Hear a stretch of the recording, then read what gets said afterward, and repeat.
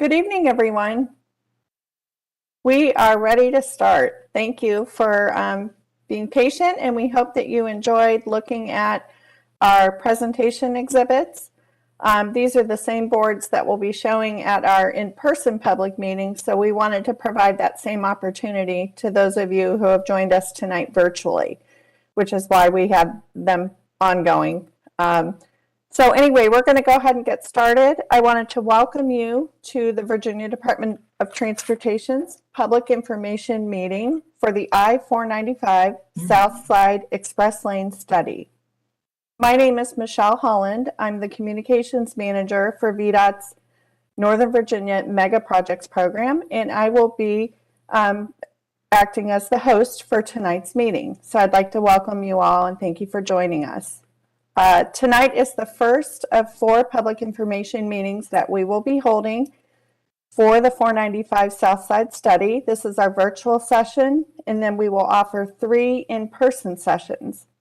The first in-person session will be tomorrow evening. It will be held in Maryland at the Oxon Hill High School. We will hold an in-person session on Monday at May 23rd in Springfield at the John R. Lewis High School.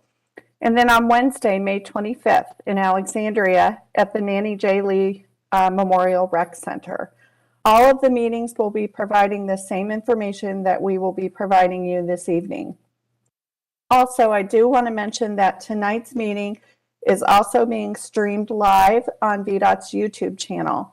And we will have a recording of tonight's meeting available for future viewing. It will be available on our project webpage, which can be found at VDOT/495 Southside. I'd like to introduce a few people before we get going with our presentation tonight and thank them for coming. We have 3 elected officials with us tonight. I'd like to introduce Fairfax County Supervisor Rodney Lusk from the Lee District. Thank you for joining us. Thank you very much. I'll just say I appreciate all of those who are on this Zoom call tonight, and look forward to hearing the comments that are going to come as a result of the presentation. And just want you to know we will be certainly weighing those as we make decisions going forward. So thank you very much. Thank you, Supervisor. I'd also like to welcome and thank Fairfax County Supervisor Dan Stork from the Mount Vernon District. Well, thank you. I appreciate the opportunity to say hello, and glad you are doing the 4 sessions, and particularly the virtual one is a great way for folks to connect that may not be able to be as mobile to get to some of the other sites. And I hope that people listen very carefully and think very hard about what the advantages and disadvantages of this are, and just as importantly, recognize the impacts that these are likely to have, not only on the Beltway itself, but also on the feeder roads and the gridlock that we've all been experiencing at times of the day. So I appreciate the opportunity to be connecting and look forward to learning more from all the folks that are part of this call and the future meetings. Thank you. Thank you so much. I'd also like to recognize and welcome Prince George's Councilwoman Jolene Ivey. She is from District 5. Thank you for joining us tonight. Thank you so much. It's great to be here. I found out about this rather late, so I'm just barely here, but I have some concerns, so I appreciate the opportunity to hear more.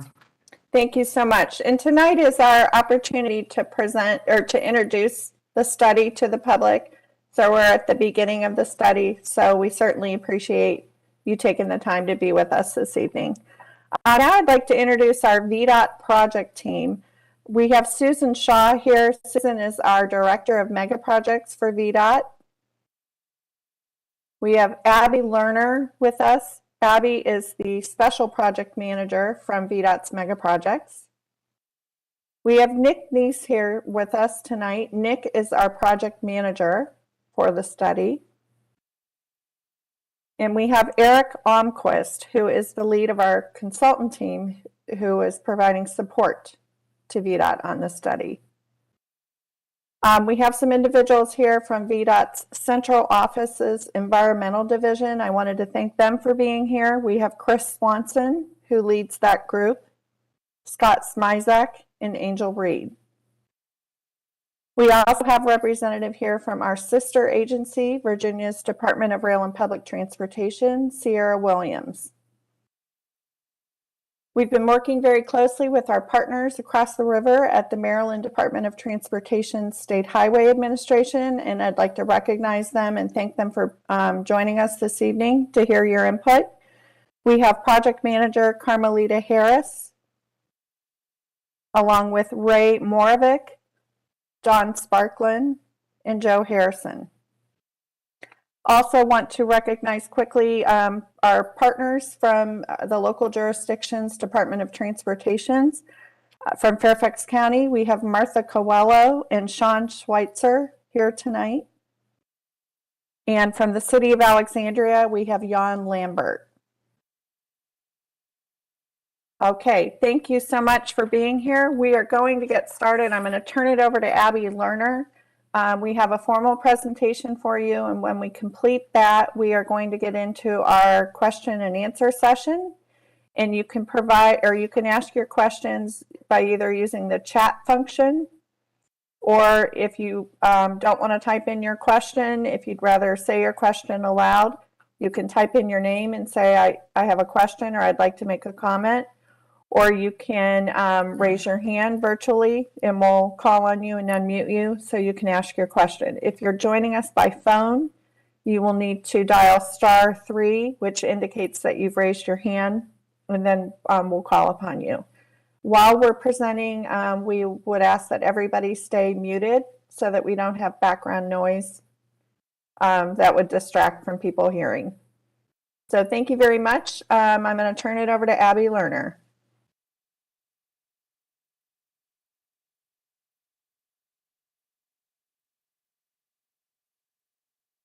Good evening. We're here to talk about the 495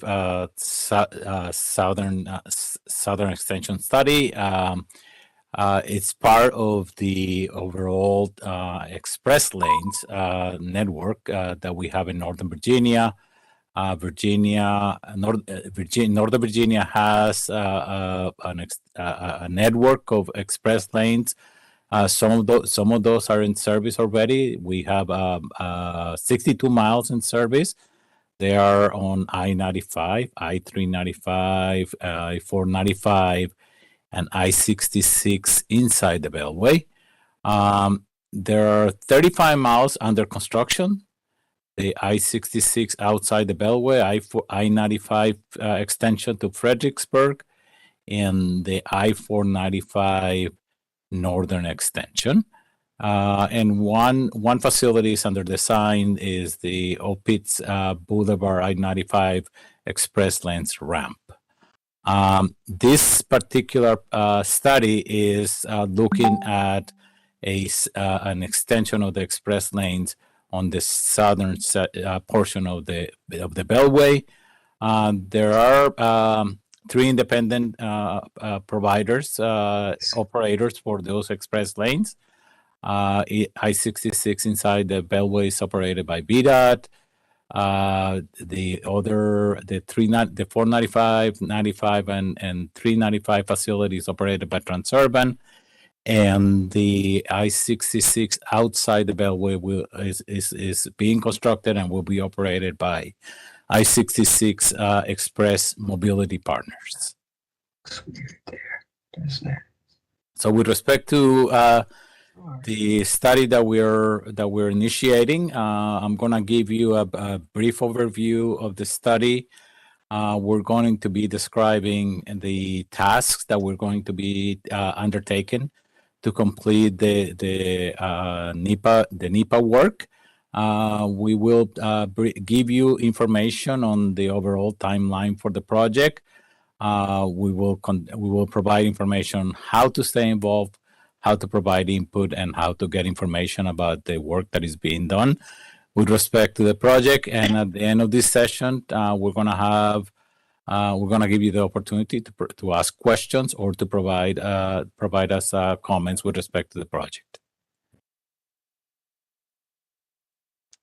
So the 495 Southside Express Lanes study is an environmental study to potentially extend the express lane system in the southern section of I-495. We are coordinating with Federal Highway, Maryland Transit. Whoa. The slides are changing. Okay.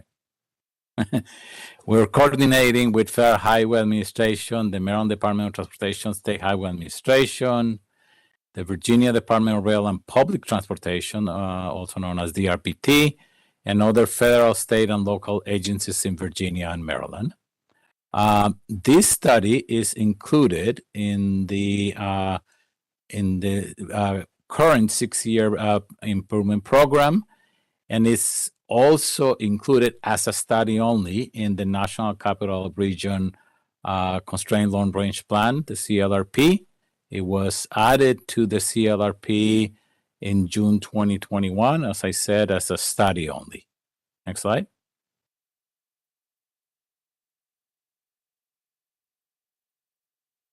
So DRPT is conducting a parallel study, or a study at the same time that we are conducting our study. And that DRPT study is looking at transit in the corridor, and it is going to be evaluating existing conditions. What are the transit services that are being provided in the corridor, as well as what are some of the transportation demand management programs that are already in place. It's going to be evaluating existing ridership, as well as we'll be developing some forecasts for future ridership or transit services in the corridor. It's going to identify transit and TDM and transportation demand management enhancements that will provide more multimodal travel choices in the corridor. It's going to evaluate options that can be implemented to enhance transit service and transportation demand management in the corridor. All that work will be done, or is being done, because they already started their study.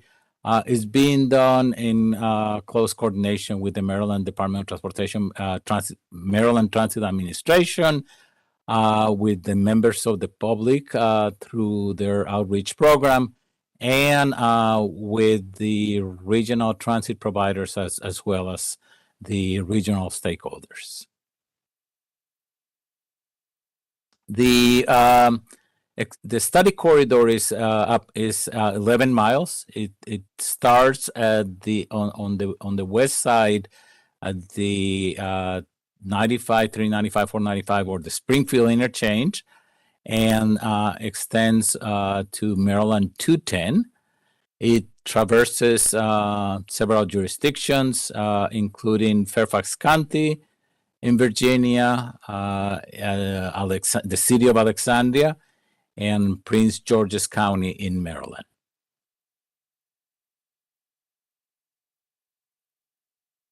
The 495 SCL study will evaluate transportation improvements that provide express lanes system continuity, that provide additional travel choices that reduce congestion, improve travel time reliability, improve safety, and the alternatives will be developed in a manner that is consistent with local and regional plans.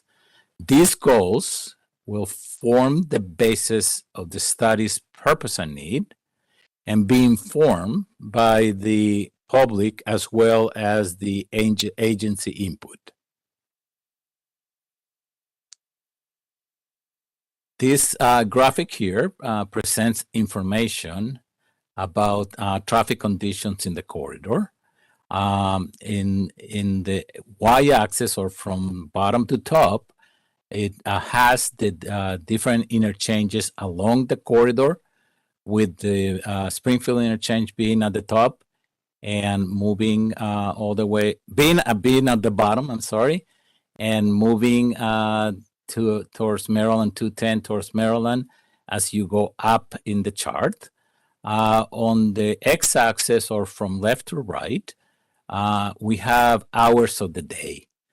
The green colors indicate periods of time when traffic is moving at speed at the desired speed, so in an uncongested conditions. And the yellow indicates lower speeds than the desired speed, and the red indicate much lower speeds than the desired speeds, which indicates congestion in the corridor.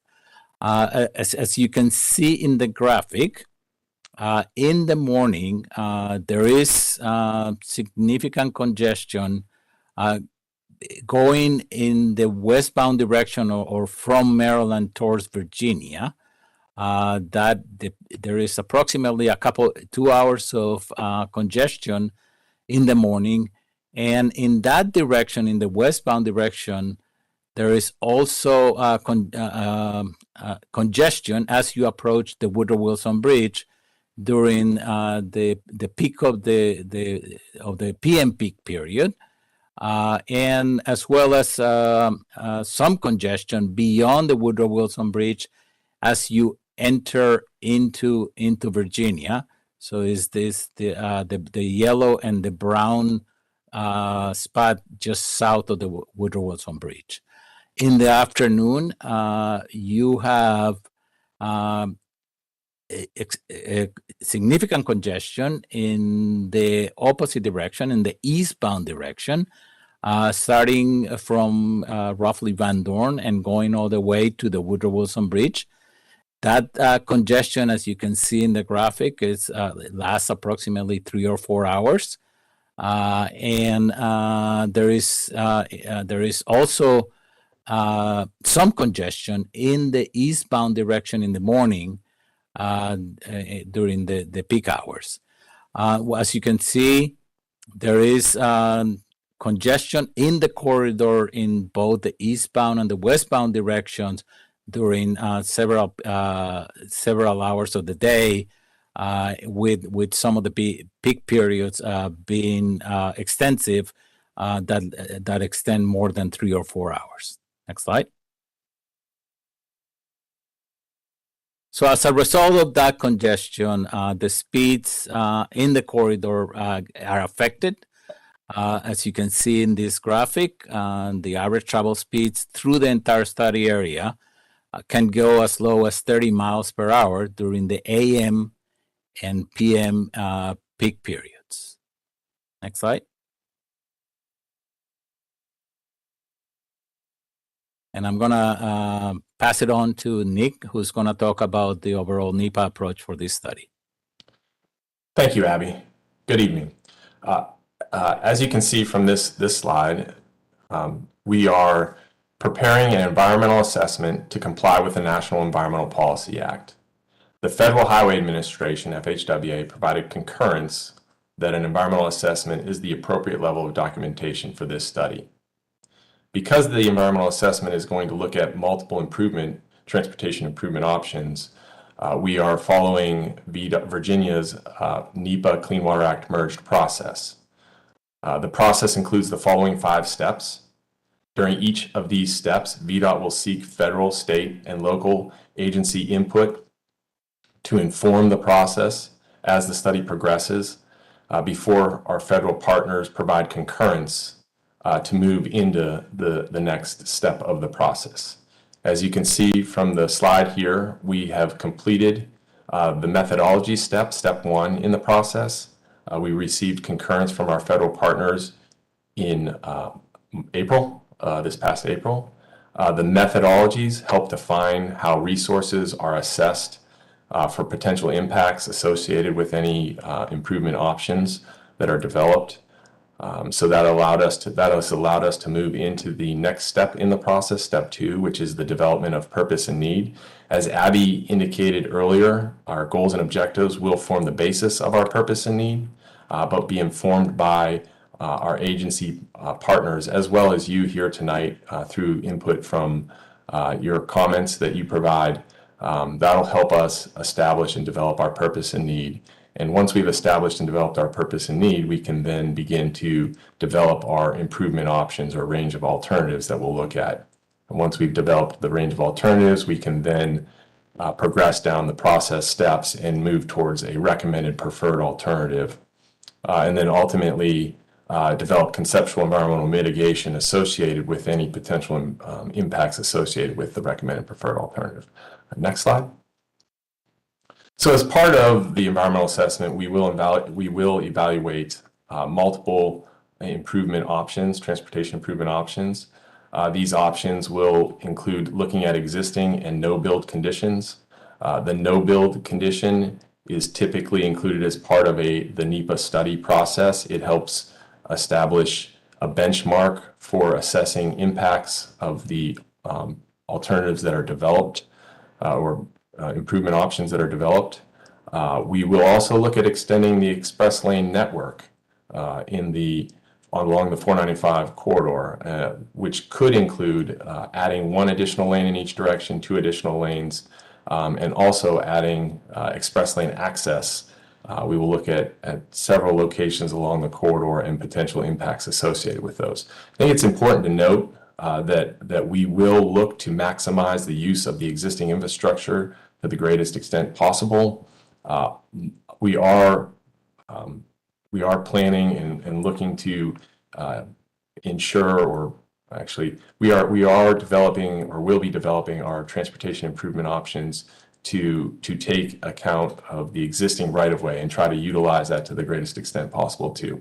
One other note on this slide is that we will not have any structural improvements, or do not anticipate any structural improvements to the Woodrow Wilson Bridge. We would likely have potential maybe lane reconfigurations or something along those lines, but we will not know that until we get into the development of our transportation improvements. Next slide.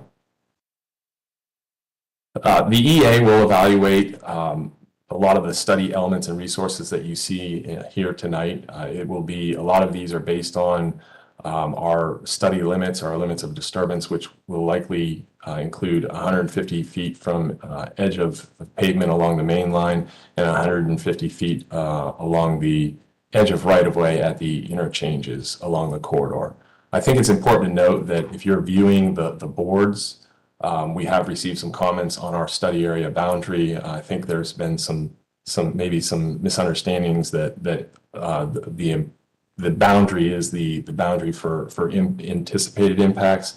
I would like to stress here tonight that is just our study area boundary that helps us understand what resources, both on the human side as well as the natural environment side, that are along the corridor. So please keep that in mind when you're reviewing the material. So we'll evaluate air quality. It will take a look at local and regional impacts from carbon monoxide, mobile source air toxins, MSATs, and greenhouse gases. We will, as I mentioned, look at the development of transportation improvements. Again, we're going to look at multiple alternatives that will meet the purpose and need of the study.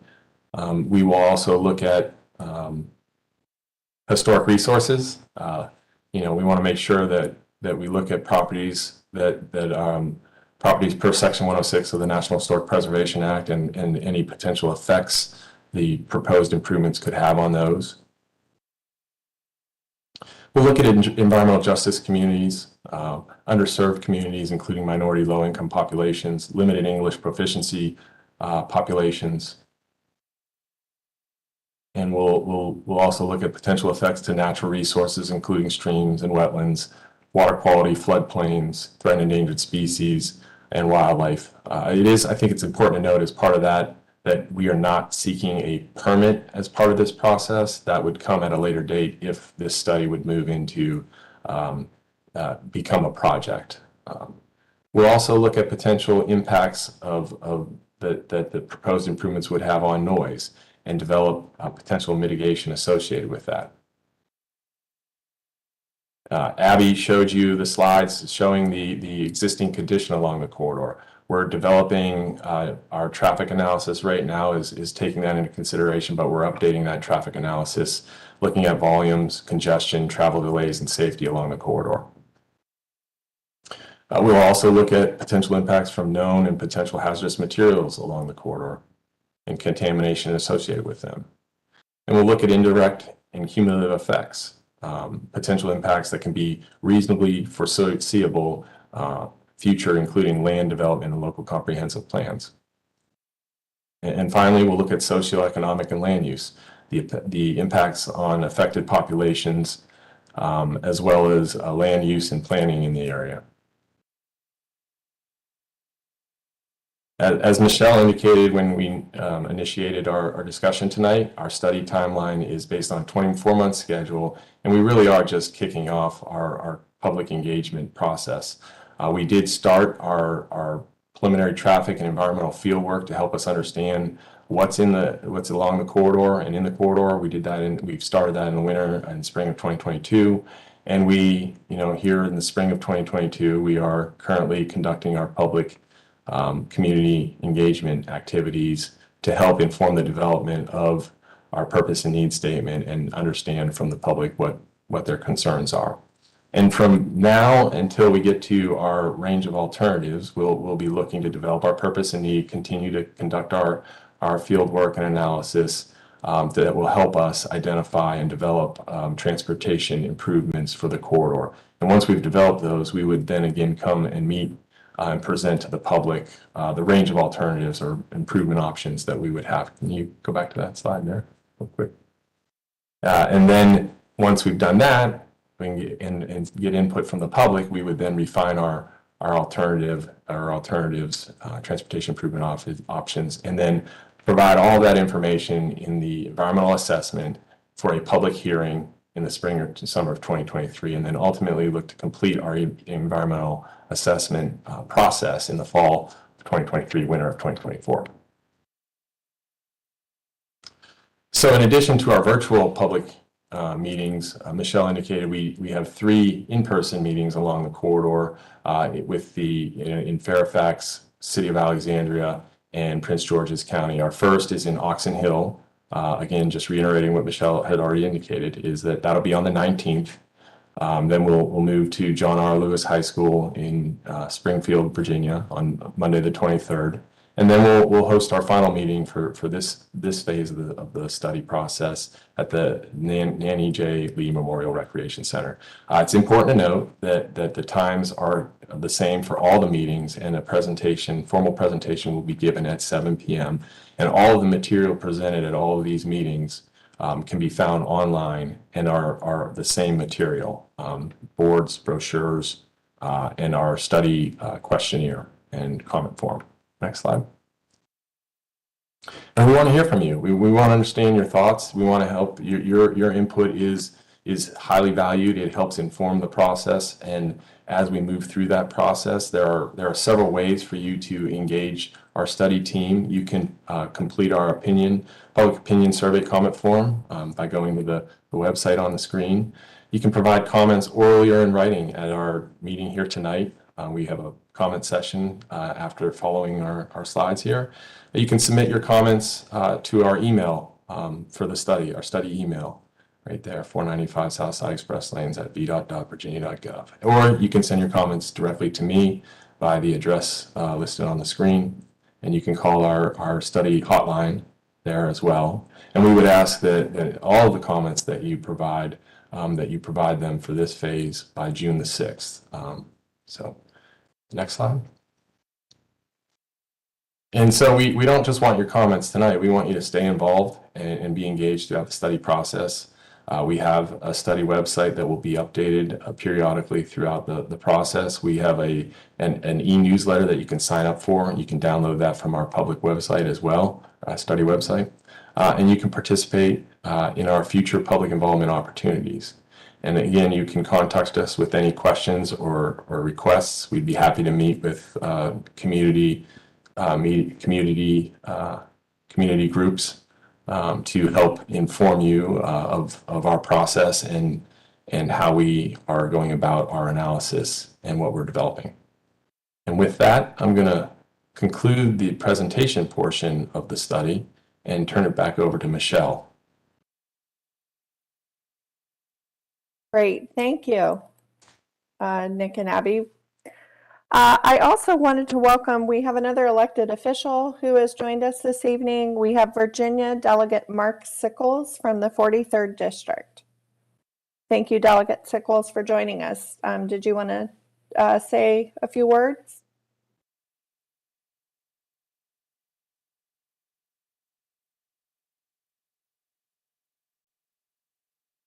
We can come back to you if need be, that's no problem. Okay, we are going to begin our Q&A portion of the meeting. We got a few questions that came in during the presentation that I just want to address quickly. The question was asked, will this presentation be recorded? Yes, tonight's presentation is being streamed live on VDOT's YouTube channel, and we will post a recording of both the presentation and our Q&A session that we're going to be having.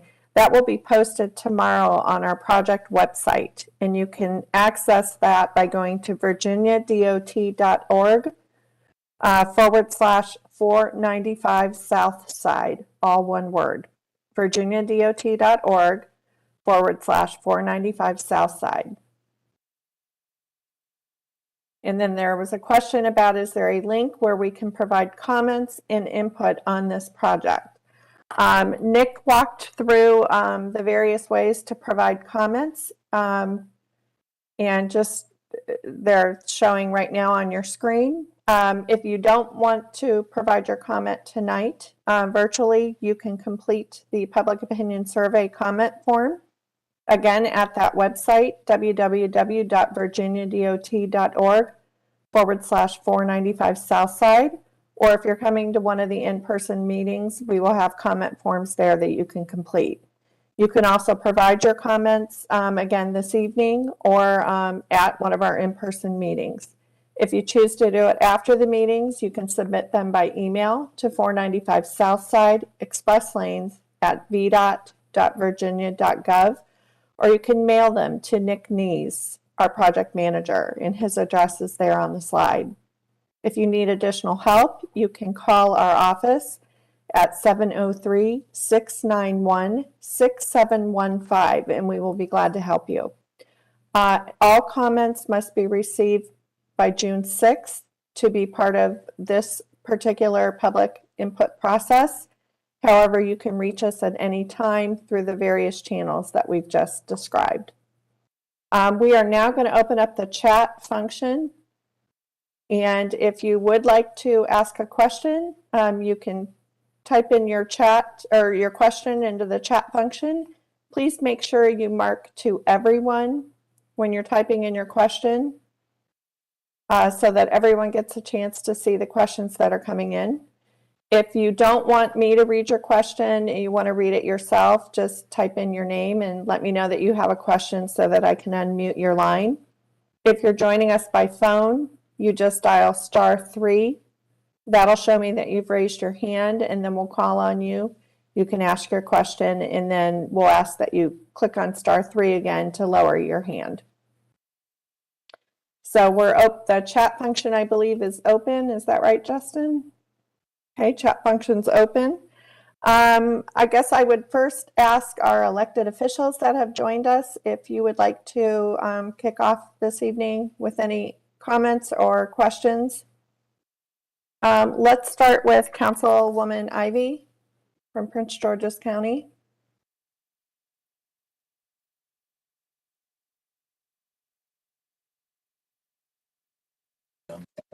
I'm sorry, I couldn't hear you. No problem. We are going to start our Q&A portion of the meeting. And before we start that, I was just asking if you wanted to provide any comment or ask any questions. Oh, thank you so much. One is just, can we get a copy of the slides? And I put in my email address. But beyond that, is there environmental impact statement involved? And also, this is primarily a Virginia project. I recognize that, but once it crosses over into Prince George's, that's where Prince Georgians are very concerned. And I just wanted to let you know that from our side of the bridge, we have not been in support of the toll lanes at all.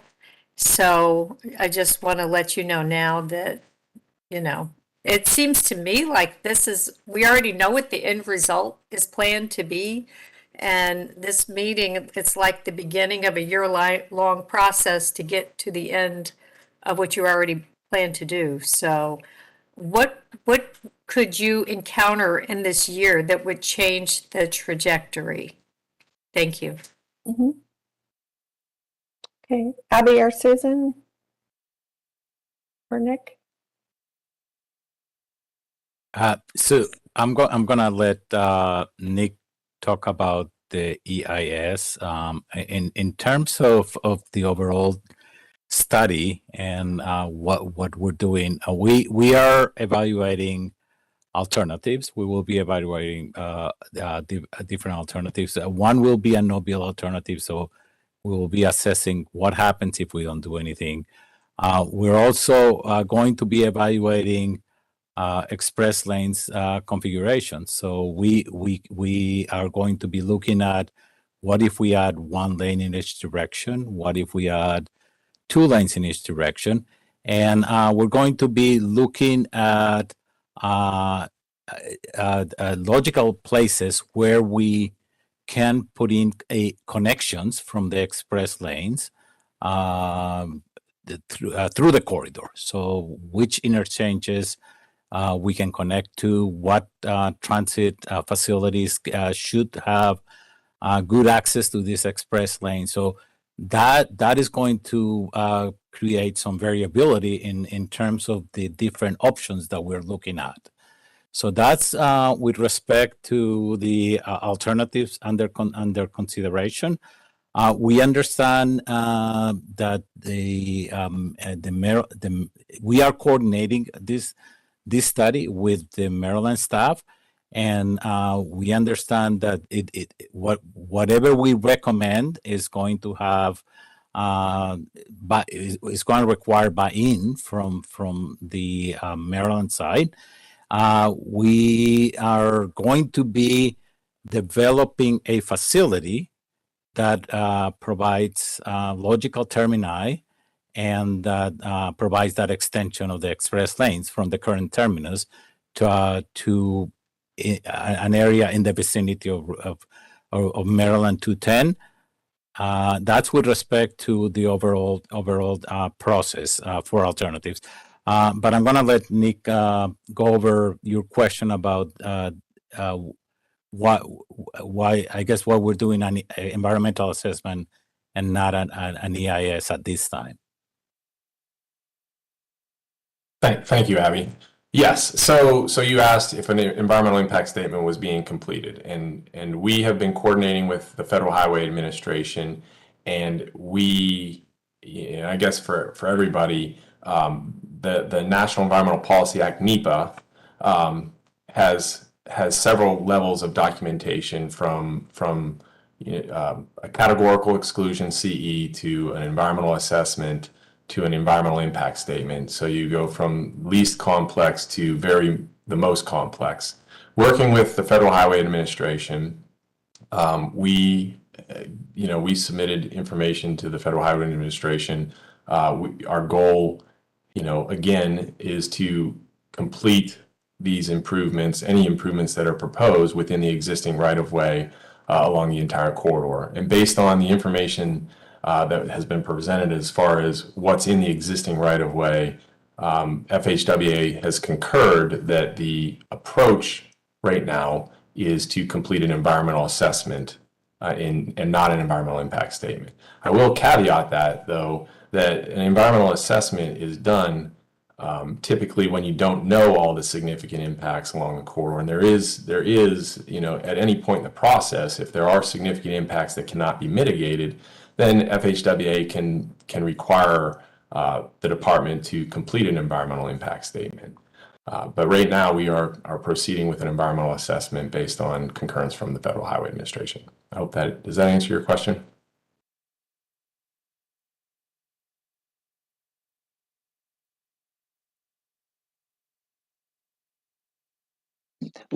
We just had a note from Ms. Ivy that she can't hear the inbound audio on her side, but I'll reply back to her through the chat and we can coordinate with her.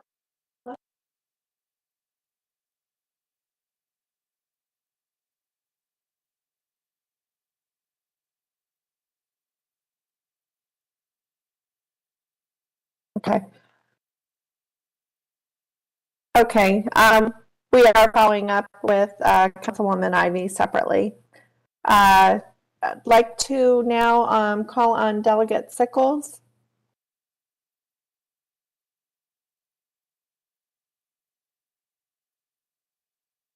I'm unmuting him.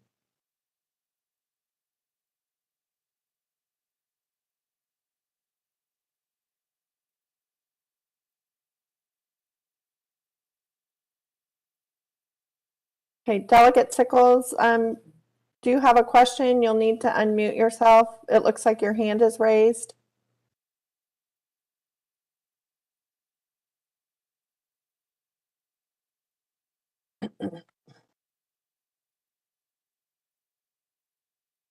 Okay, we will circle back with you, sir.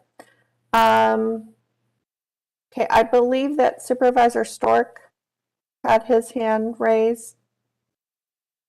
Yes, thank you. Oh, I'm sorry, there's Delegate Sickles, excuse me. Happy to defer to Mark. Okay, Delegate, did you want to say a few words or?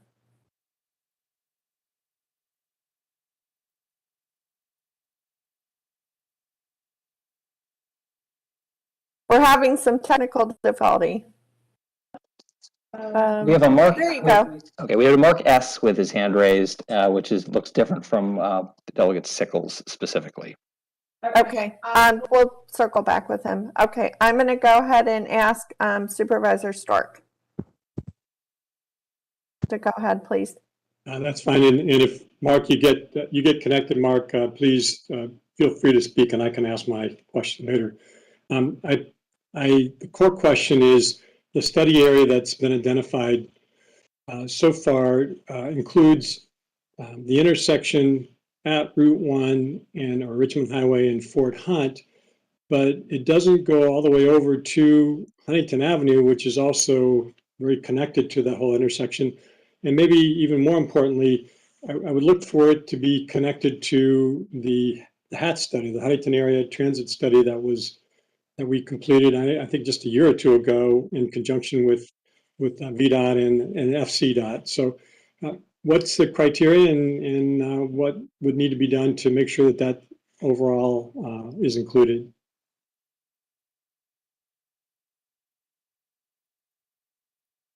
I'm going to ask Abby if you can respond. So I guess I'm going to start with the answer, and then I'm going to pass it on to Nick. So we have established the study area for the study on the basis of what we initially anticipated could be the area impacted by the implementation of a facility to be constructed here. Very often sometimes as we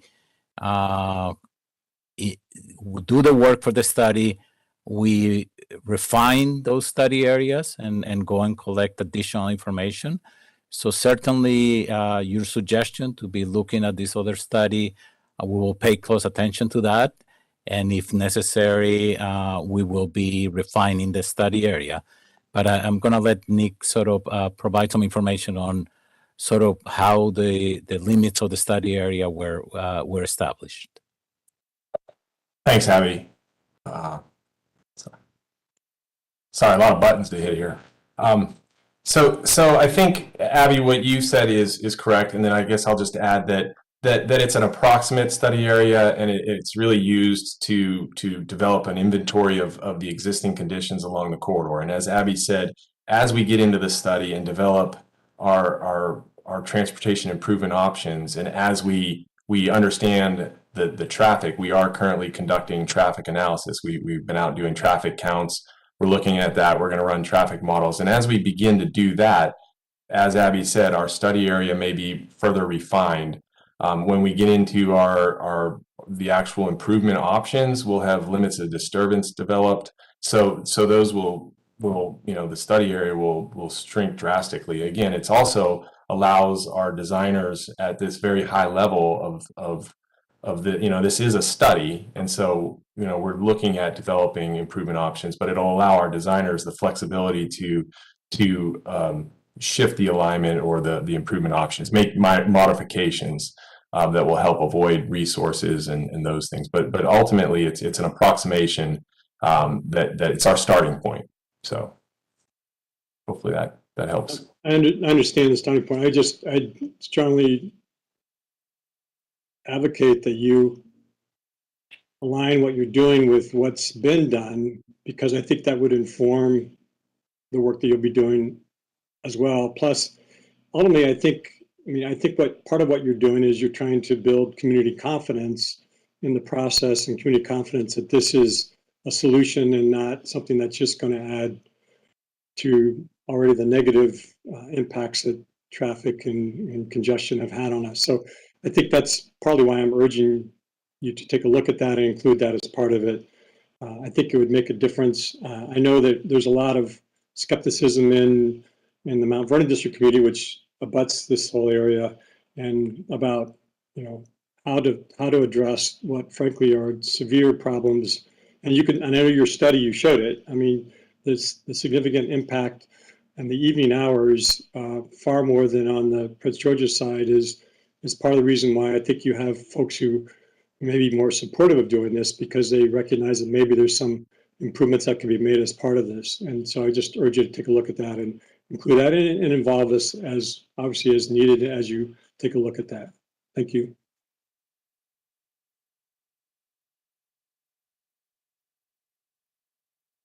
Thank you, Supervisor. I appreciate it. Supervisor Lusk, any further comment on your end?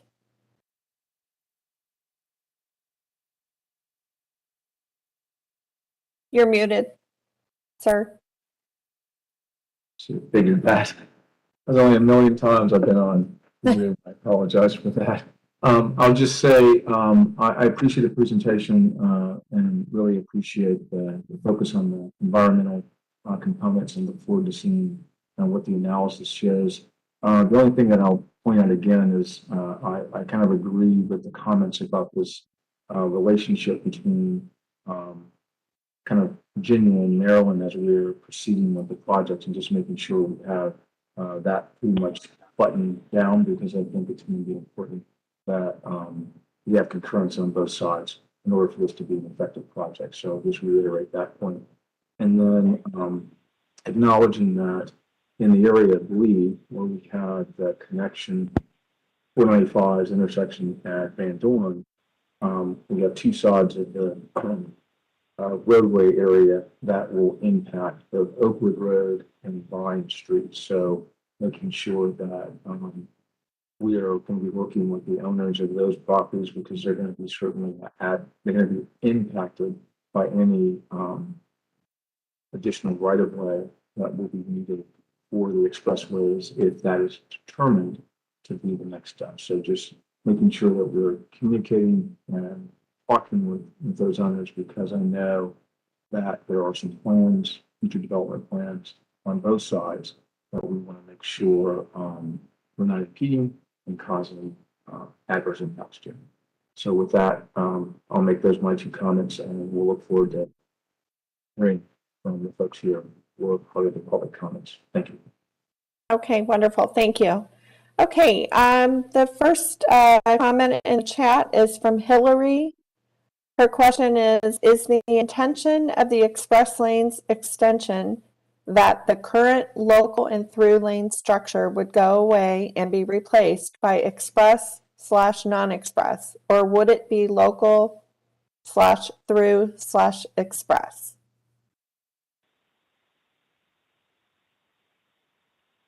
So I have to say that at this point, it's early in the process where we are beginning to develop potential alternatives.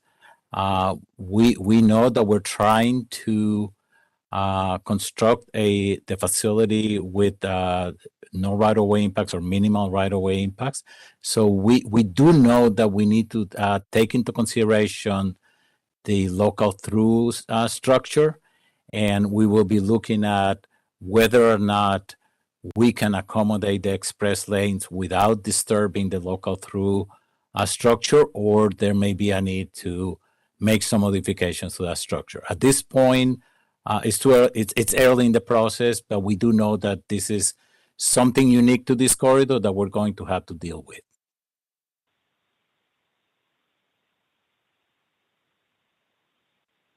Thank you, Abby. Okay, the next question is from Ethan Kua. His question is, based on the plans, how many total lanes would be expected on the Woodrow Wilson Bridge? The design of the Woodrow Wilson Bridge only allows for up to 12 total lanes.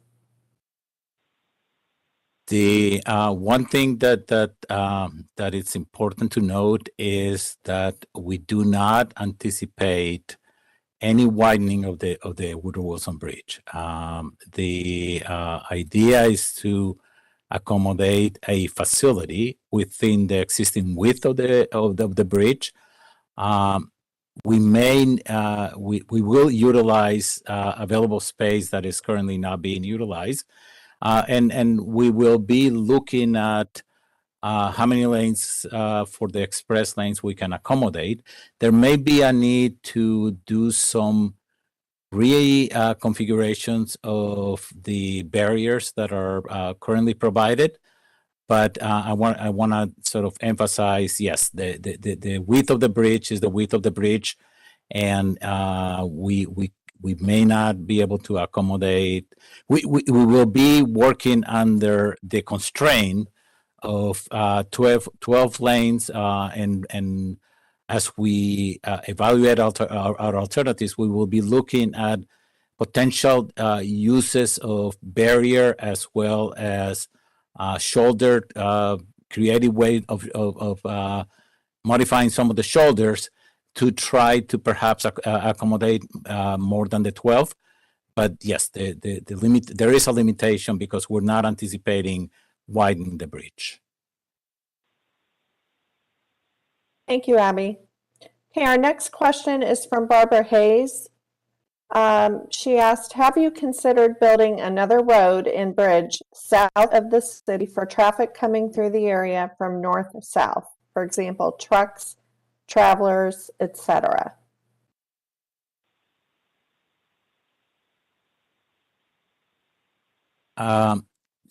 So this study is looking at the enhancements or the modifications on the Beltway, on the southern portion of the Beltway.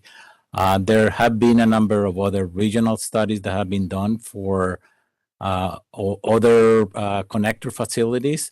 I am not, at this time, I don't think that there are any plans, any regional plans that include any type of connection as the one that is being described in the question. But the goal of our study, and as was indicated in the CLRP and the Constitutional Range Plan, is to be looking at a facility in the Beltway to address all the concerns and the issues that we identified during our presentation.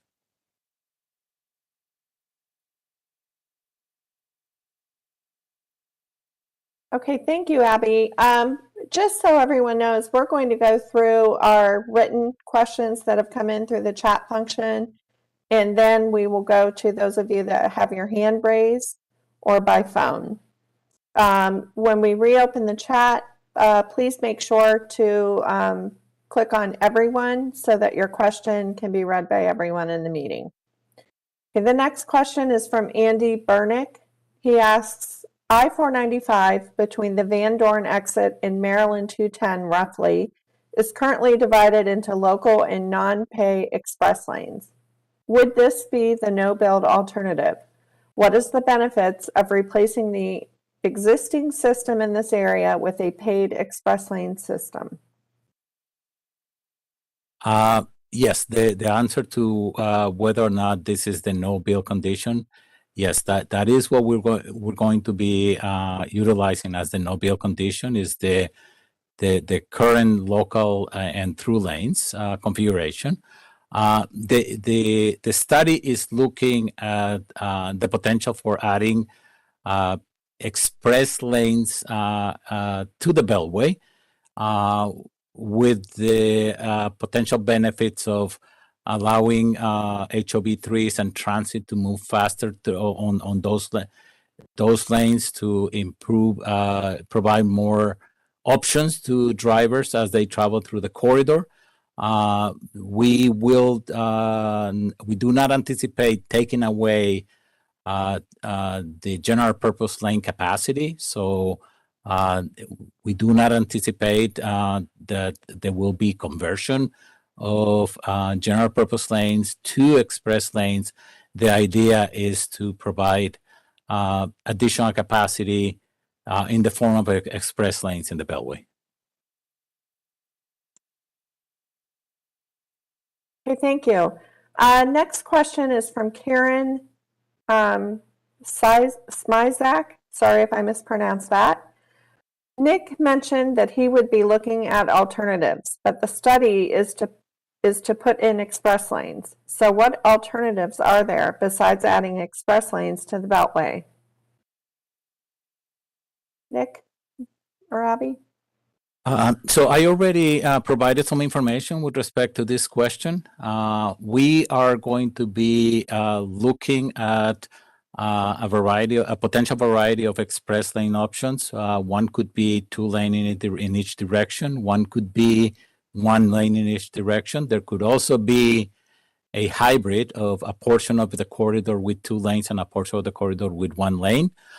In addition to that, we're going to be looking at potential variety of connections to different interchanges, as well as main attractions such as transit stations in the corridor.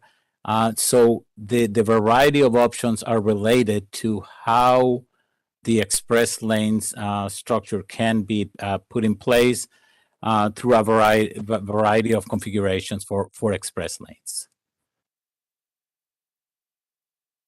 Okay, thank you. The next comment is from Paul Hertel. And he would like to make a comment. Go ahead, sir. Thank you. One thing is, just to start, numerous points here. One is the June 6th deadline is kind of tight, given the fact that that only gives us 2 weeks, pretty much. And I would urge you to extend that to the 18th, June 18th. So we at least have a month to go through this and write it up.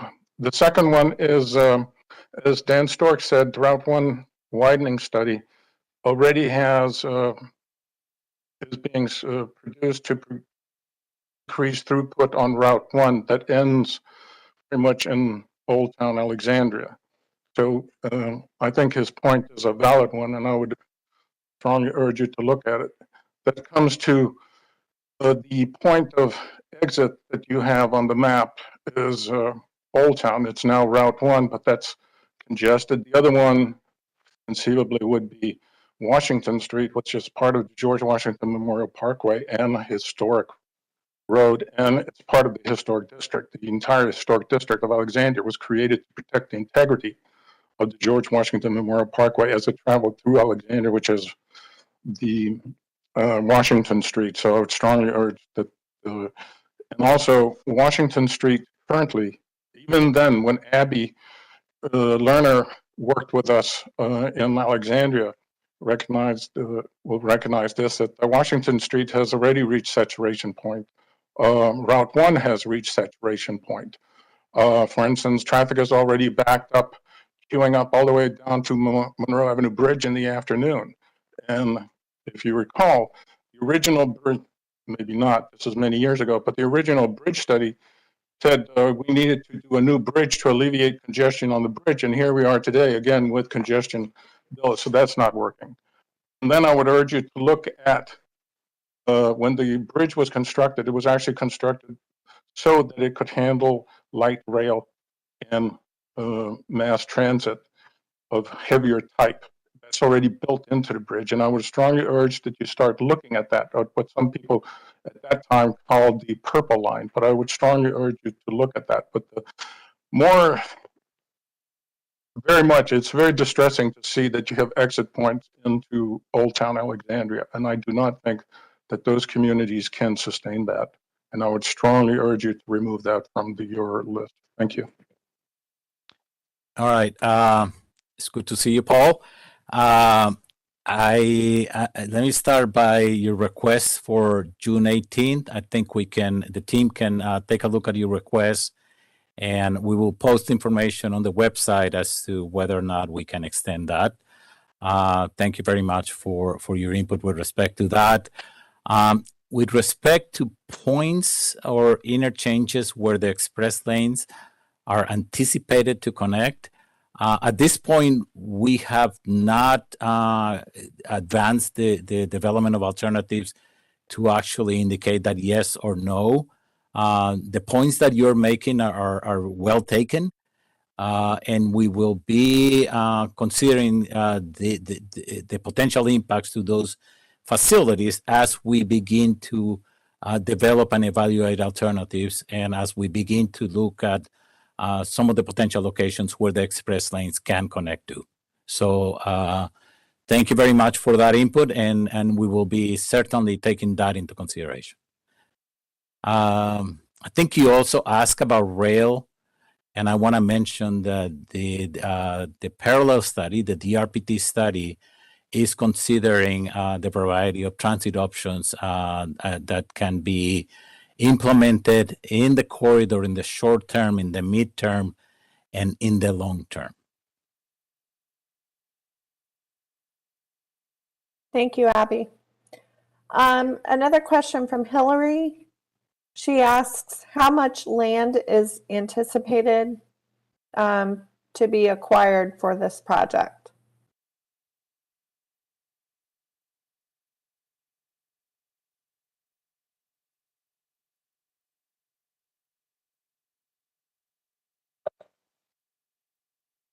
Hey, Michelle, Yes, do you mind repeating the question?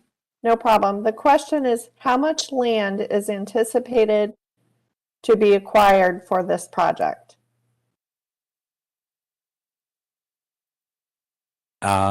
So our goal is to build the facility within existing right-of-way. That is the goal.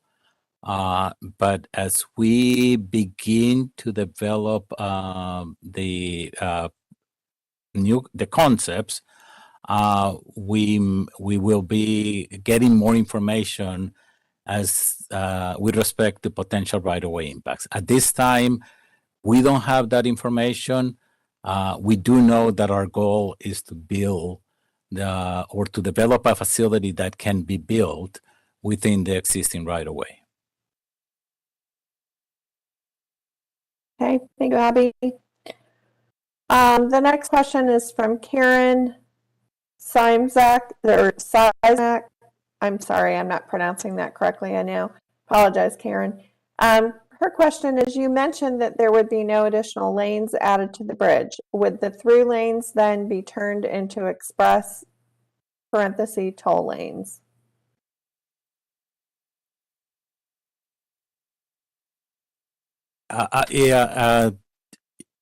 No, we do not anticipate conversion of general purpose lanes into the express lanes. So we will be working with the available width of the bridge, but we do not anticipate converting any of the general purpose lanes into express lanes. Thank you.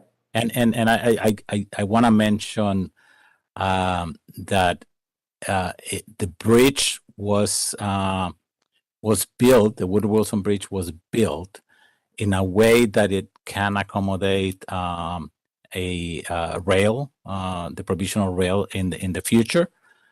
So the alternatives that we develop will not preclude that future implementation of rail in the future.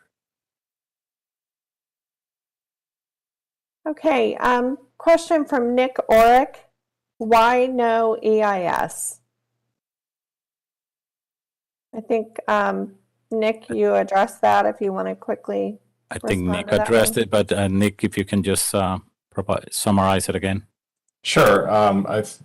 Mainly, we've coordinated with the Federal Highway Administration to complete the NEPA process, and as part of that process, we've identified completing an environmental assessment, which is the level of documentation goes from a CE to an EA to an EIS, and based on the assumption that the majority of our improvements, as Abby has noted, will be within existing right-of-way, and therefore our impacts are anticipated to be not significant impacts. We are proceeding with an environmental assessment. As I noted earlier, should we proceed, as we get through the process, if significant impacts are identified that cannot be mitigated, then FHWA could require us to complete an environmental impact statement. But they have provided concurrence that our current approach and the information that we've provided and the assumptions that we are making are enough to provide concurrence that we can proceed with an environmental assessment at this time. Okay, thank you, Nick. The next question is from Bert Eli. He asks, what construction is planned from the Telegraph Road interchange to the point where the bridge begins to cross the Potomac?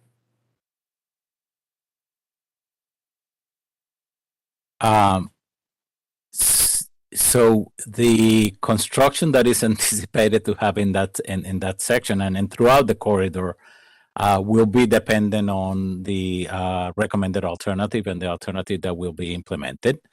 And at this time, we're early in the process. We're at the data collection point and the beginning of the public outreach process. And as we advance the project, we will have a better idea of the type of facility that is being recommended, and we'll have better idea of the construction impacts associated with the construction. Thank you, Abby. Our next, it's a comment from Supervisor Stork. The study area for the Route 1 intersection at Fort Hunt Road should be enlarged to include the area covered by the HATS study, which would include the Huntington Avenue, Richmond Highway intersection. So we will be sure to document that. Thank you. Okay, another question from Andy Bernick. Have you completed all data collection within the study area at this point? I guess I'll start and I'll let Nick add information. At this time, we're still collecting data, and not only from all the different environmental aspects that we are evaluated, but in addition to that, we are in the process of collecting traffic data. But Nick, you want to add anything to that? I think you hit it correctly. I think you're good. I guess maybe just one note, though, going back to the EIS statement. I think it's important to note that whether it's an EA or an EIS, the analysis associated with impacts and the impacts associated with potential impacts associated with any of the improvement options is still the same. We still are doing our due diligence as far as the analysis associated with any of the potential resources within the area, whether they're human socioeconomic or natural wetland streams. So just please keep that in mind as well. Thank you. Okay, thank you both. Another question from Kay Ward. why is the study area, when it goes into Prince George's County, not going farther east?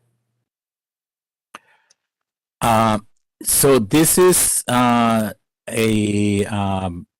project that was initiated. It was initiated by Virginia. We're doing close coordination with Maryland, but it's a project that was initiated by Virginia. Is included in the constrained long-range plan as a study with the study limits that are that we showed during our presentation.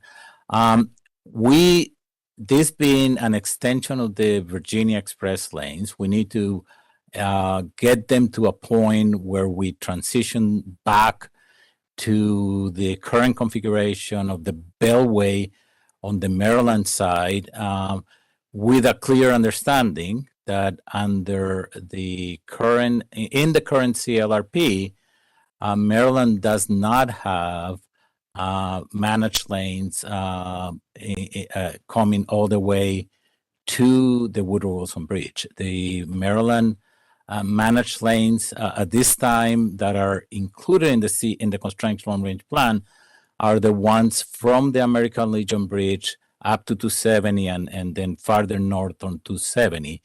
The section that goes from 270 to the Woodrow Wilson Bridge is not included in the CLRP. So we are trying to be consistent with local and regional plans, as we indicated during our presentation. And we're trying to bring our facility to a logical termini, respecting the fact that there is no, at this time, a Maryland managed lane beyond that will allow us to go beyond that transition point that we've identified in our study. Thank you. We have a comment from Barbara Hayes. She says, building another access to Maryland from Virginia via a new beltway and bridge would make it much easier for construction to occur and would minimize disruption of local back and forth traffic. We need to think outside the box and solve what will be an increasingly difficult problem as the Northeast Corridor increases in traffic. We need to move the traffic that is not specifically related to the DC area. Okay, thank you, Barbara. We'll document that comment. Okay, now we're going to go to the individuals that have been waiting patiently with their hands up. I'm going to call on Howard Hernstad. If you can unmute yourself, sir. Can you hear me? It's a little low. If you could speak up, please. Okay. I'll get closer Better. to the mic. All right. I have several comments and questions, so you might all want to take notes. I have seen maps, the one online you've shown today and the one on the card that you sent us, that end the extension to Maryland before and after Livingston Road. If it ends after Livingston Road, then it impacts me. I live a block and a half beyond Livingston Road. If it ends at 295 or 410, it doesn't immediately impact me except for all the construction noise that would happen. So can you direct me to an accurate map online? That's my first question. What would be the cost to a motorist to use the proposed express lanes during high use hours? At this time, what percentage of cars actually use express lanes in the 10 miles in Virginia leading up to the proposed expanded lanes? What I have seen is a very small percentage of cars in the express lanes. It seems that only a small number of affluent and or very time-stressed motorists use the lanes. How can the state and the federal government justify the expense in the light of low usage? And since you can't add lanes to the Wilson Bridge, and Mr. Lerner has been saying, oh no, apparently you won't have express lanes on the bridge, then what are you doing? You're moving more traffic to the bridge and then you end up with the same backup.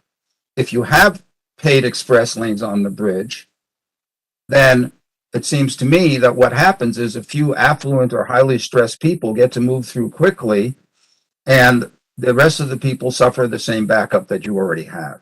Building more highway instead of more public transportation doesn't seem to me to be the answer.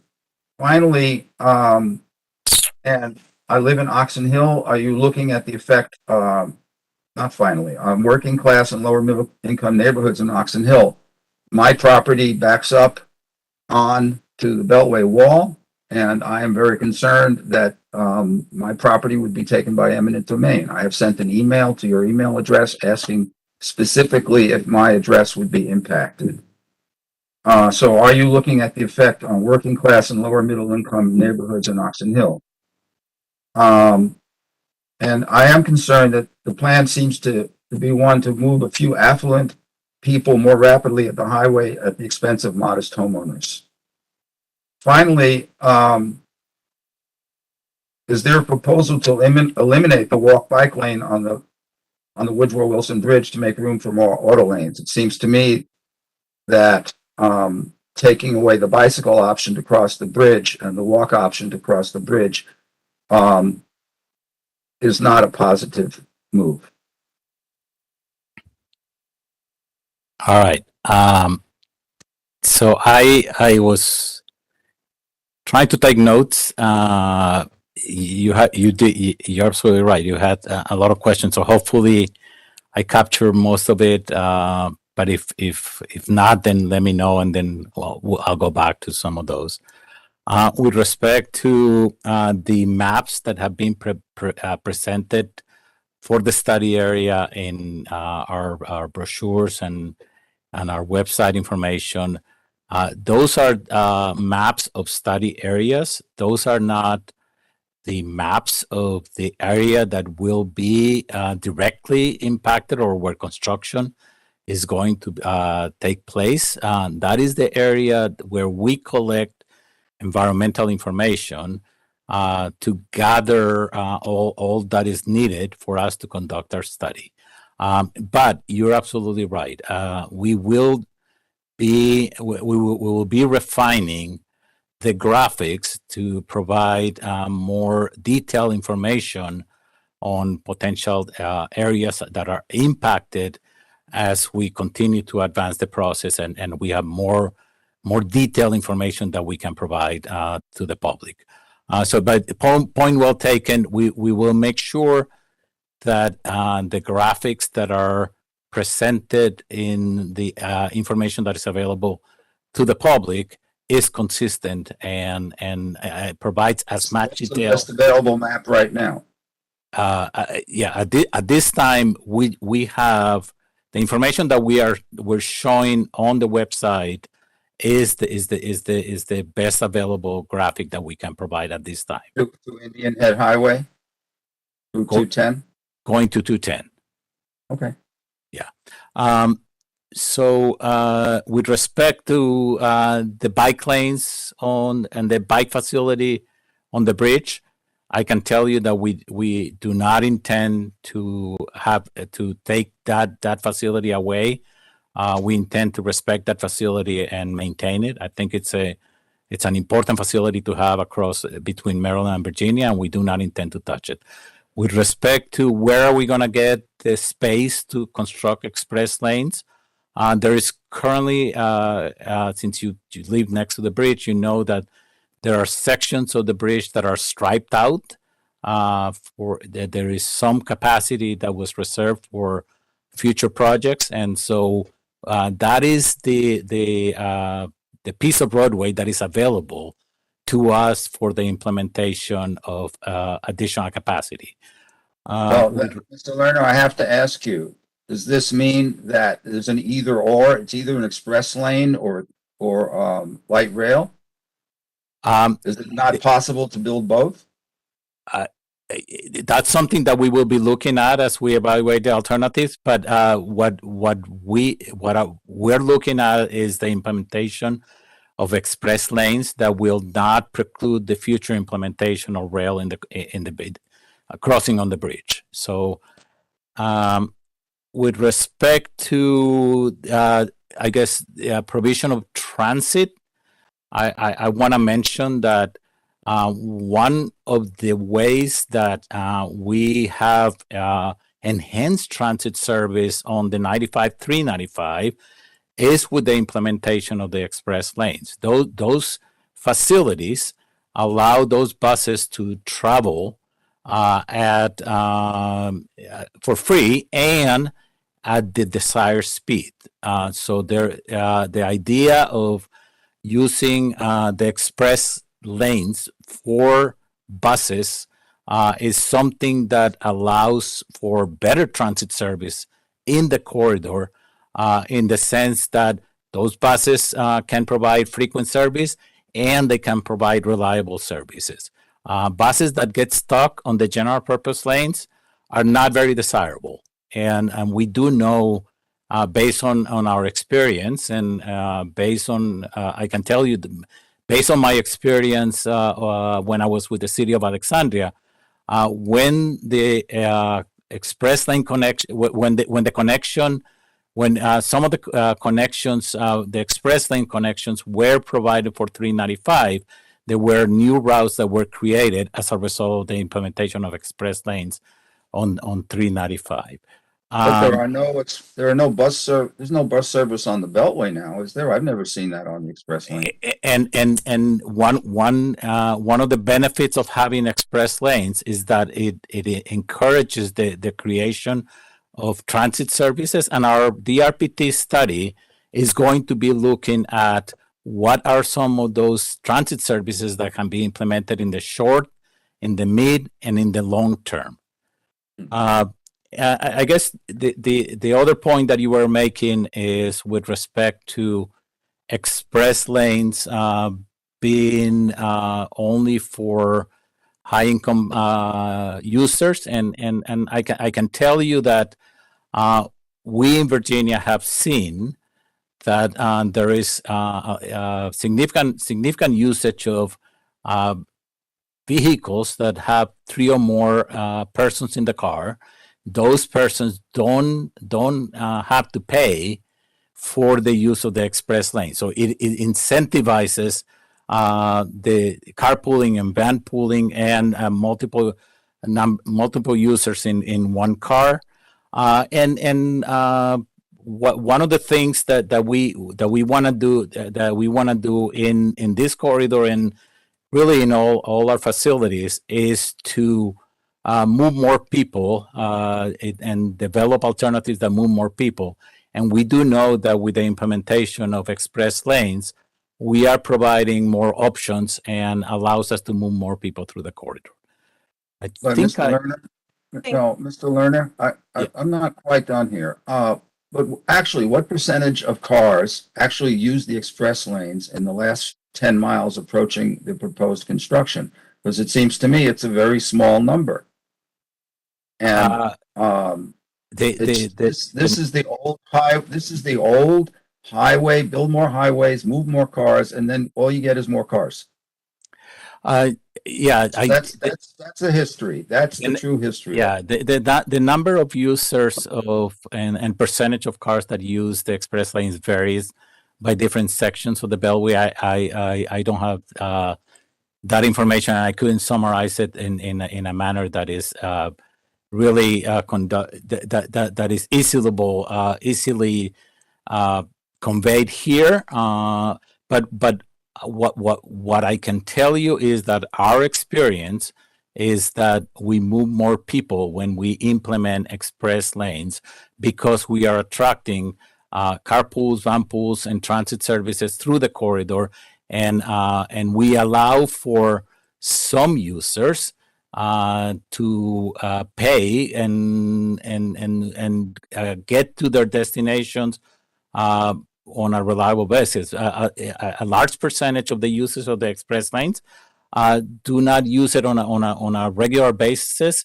They use it when they are in real need, because they're gonna be late to their doctor's appointment, or they're gonna be late to pick up a child from daycare. So there are significant number of users that aren't necessarily high income people that utilize our express lanes, and that is based on the information that we have collected. The usage is across all income levels. Okay, just one more question then. What is the I did ask this, what is the actual cost going to be to a user to use this extension? Similar to the current operation on all our express lanes, the cost of your trip will be based on the level of congestion on the beltway itself. So the cost of this, there are dynamic toll lanes, and the cost of the trip varies depending on the level of congestion on the beltway.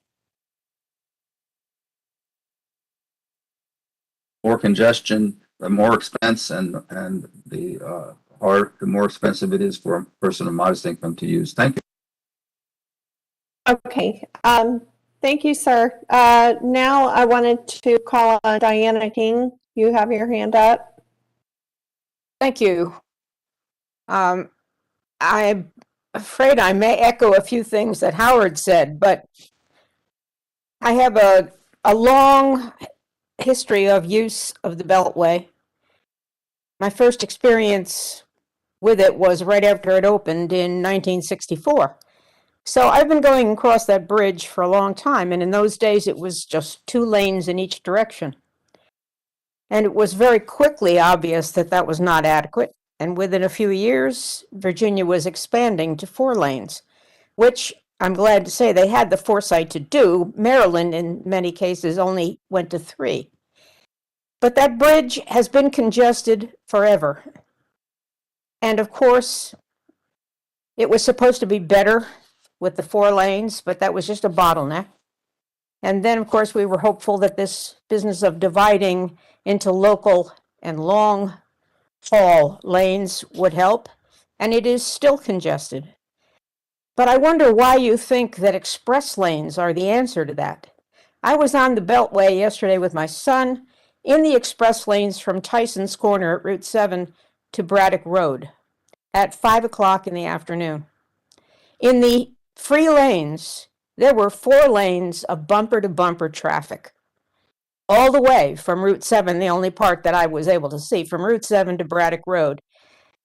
Thank goodness no accidents or breakdowns or anything, but it was still, at that time, bumper to bumper in the free lanes. There wasn't that much traffic. Express lanes. It would have cost us $12 to do that trip. Obviously, our budget couldn't sustain that on a regular basis. It was a one-time thing, but it was just amazing to me that those express lanes don't seem to have done anything for the congestion in that area. So why do you think it will help the bridge as opposed to simply adding more lanes in the space that's available?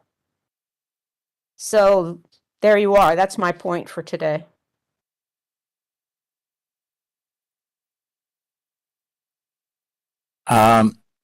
Yeah, so we are looking at ways to improve traffic conditions, as Nick mentioned and I mentioned during the presentation. As we begin to develop alternatives, we're going to be comparing the effectiveness of the alternative versus a no-build condition. We will be assessing whether or not the new configuration is going to help us alleviate those the conditions in the corridor. Obviously, if the alternatives do not provide a better condition and it's not better than the no-build condition, then we would not be recommending one of those alternatives. But with respect to adding just general purpose lanes, in Virginia, in Northern Virginia, we have experience with express lanes, and we know that they provide adequate level of service for that operation. It improves traffic operations in the corridor because they incentivize the use of multiple people in the car to avoid having to pay, the use of transit services. So when we look at 95 and 395, we move many more people per lane on those express lanes that we during the peak periods than we move on the general purpose lane. So we are focusing on express lanes because our experience is that they have been effective and continue to be effective in addressing the transportation issues in the region. Hey, Abby, this is Yala. Can I just mention something? Yeah, of course. And, I just wanted to reiterate your points. So, as Abby mentioned, I'm with the Department of Rail and Public Transportation, and we're currently working on our transit and TDM study. And so those are the goals of the study, is to reduce congestion and improve trip reliability. So we will be coordinating and working closely with VDOT. As Abby mentioned, our study will help inform this EA. So those are definitely things that we'll be looking at. We'll be looking at various transit alternatives, as well as transportation demand management programs that provide incentives for like carpooling and van pooling. So I just want to assure you that we are working closely with VDOT, and we'll make sure that those things are addressed in our study. Okay. Thank you, Sierra. Thank you, Abby. Okay. Thank you, Diana. Now I'm going to call on Alexandria Briggs Blake. Yes, good afternoon. Thank you for this virtual meeting. It would be great if all the players involved had their camera on. So like when you're in person, it's different, but virtual is hard when I can't keep up. I know there's Nick, there's Lerner, Sierra just spoke, but I want to just talk to you. I am a customer. Okay, so let me just start there. I'm all for progress. I'm all for expanding infrastructure when needed. And I actually worked at a Chamber of Commerce for many years. But my issue with coming into the Maryland or the study, well, I know it's a study, but what I'm trying to figure out is if you're coming across the bridge and the 210 corridor is right there, that's where it would have to end, correct? Because Maryland doesn't expand beyond that. You know, you couldn't expand your toll lines, express lanes beyond that, correct? So it wouldn't go any further than that. Is that that's correct, right? It would come across the bridge in 210, and then so your last pay toll would actually be in Virginia, right? You wouldn't be able to put the pay tolls in Maryland. Just correct me if I'm wrong.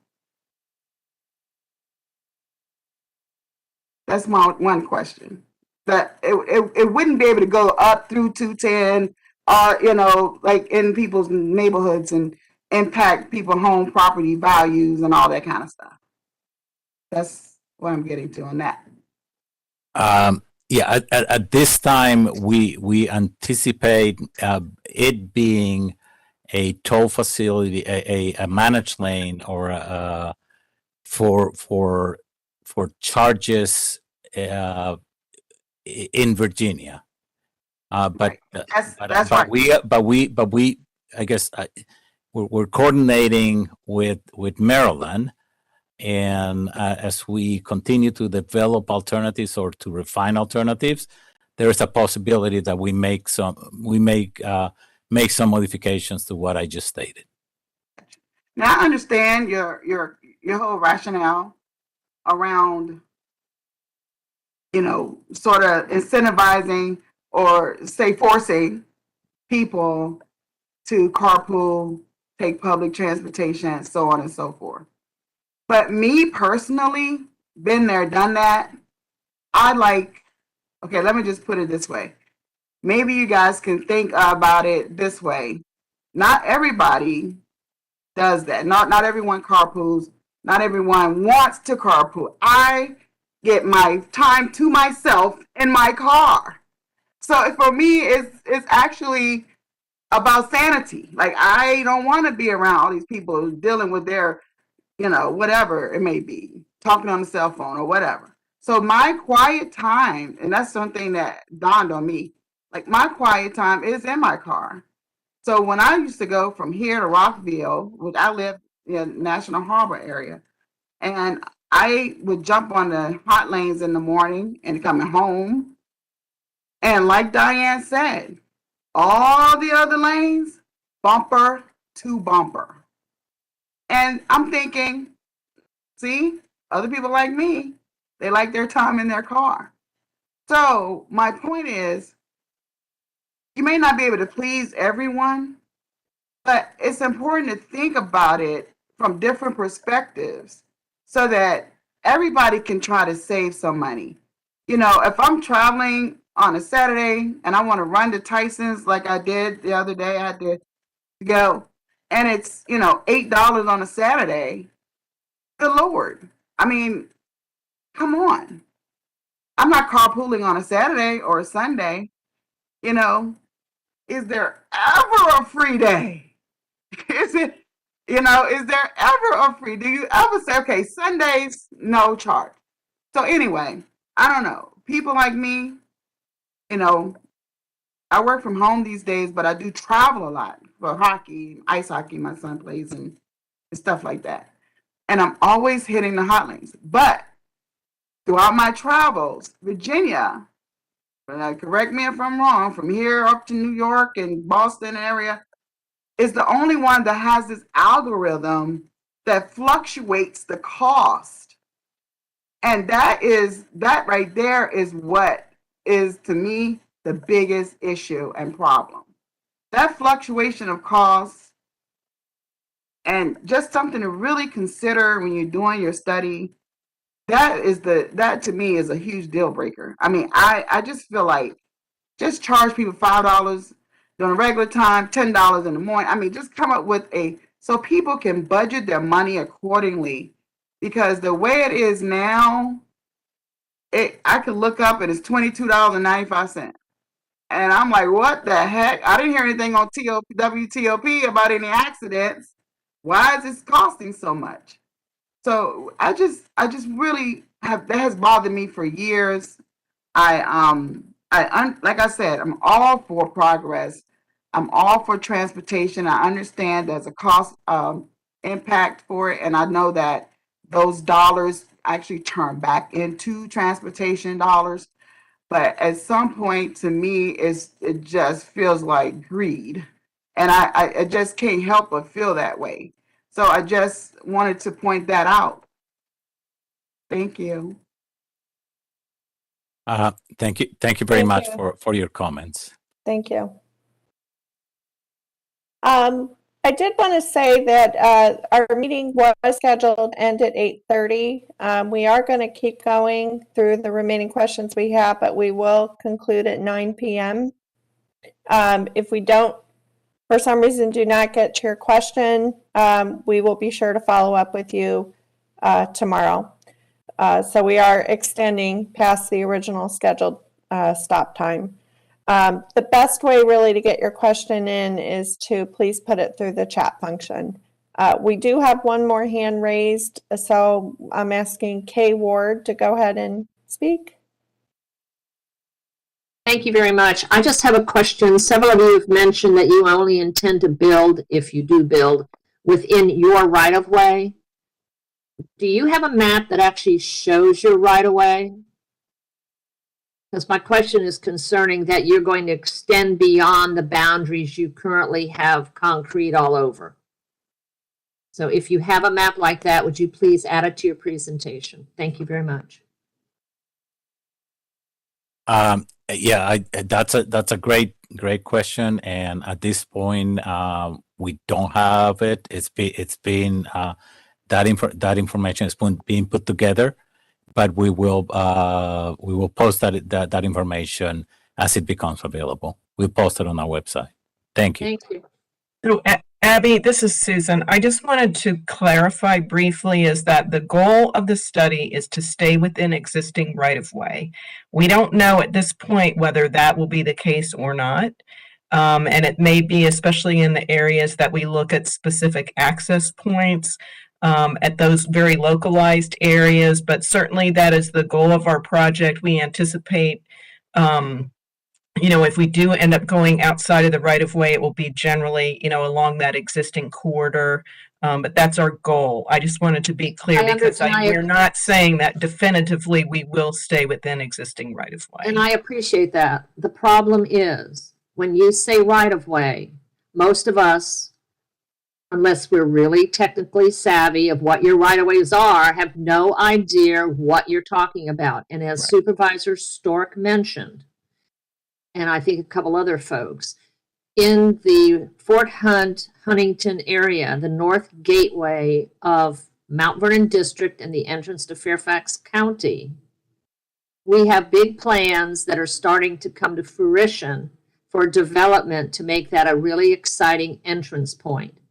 And if all of a sudden, 10 years from now, when you execute this plan, you're knocking stuff down, we're not going to be happy campers. So we'd like to know ahead of time, what are your right-of-ways? At least we have a starting point from a basis to understand it at this juncture. Thank you. Okay. No, good point. I just wanted to make that clarification. Thanks. Thank you. Thank you, Susan. Okay, Mark S. has his hand raised. Would you like to go ahead, Mark? Sure. I had two questions. First one, or two comments, basically. First one is I would say any build alternative should have some sort of highway BRT station next to the Huntington Metro. I know a lot of the discussion was around bus service, but I think bus infrastructure, to make it more convenient for riders to get to access points is important. I know that there was a plan to put a BRT station in Lorton as part of the 95 project a while back, but I think that should be a part of any build alternative to help support bus service. And the other item I had was, as far as, is there any way to do some sort of pilot program to just stripe an auxiliary lane between US 1 and Maryland 210 on the Woodrow Wilson Bridge and the through lanes? Like, I think that's going to solve like 75% of your problem, and it's just some paint. Can we just get some paint out there and see what happens and then go from there? Because again, I think we're spending a lot of effort here, and like if we just add some paint, and I think that would go a long way. Or just then add some sort of transit shoulder lane in case it's needed. It seems like it's a pretty simple solution to see what happens to solve a lot of the problems going forward. So I just think that a pilot program might be good to spend a little bit of money up front to see what happens, or because it seems like the original design designed in some congestion based on how a lot of the merge points are considered and kind of the open area on the bridge. So I just would really propose that you at least stripe that lane and see what happens and then kind of go from there, because I think that will solve a lot of your problems. Thank you.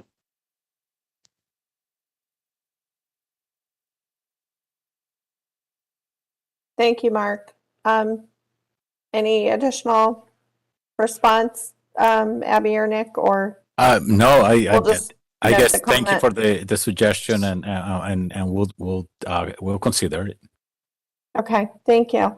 If you have spoken and you had your hand raised, if you're done, if you have no further questions, please do lower your hand for us. I think we had one more hand raised. Paul Hertel. And that's our last hand that is raised. Once Paul, once you go ahead and provide your input, we're going to switch back to the chat because we have some questions waiting. Thank you. Go ahead, Paul.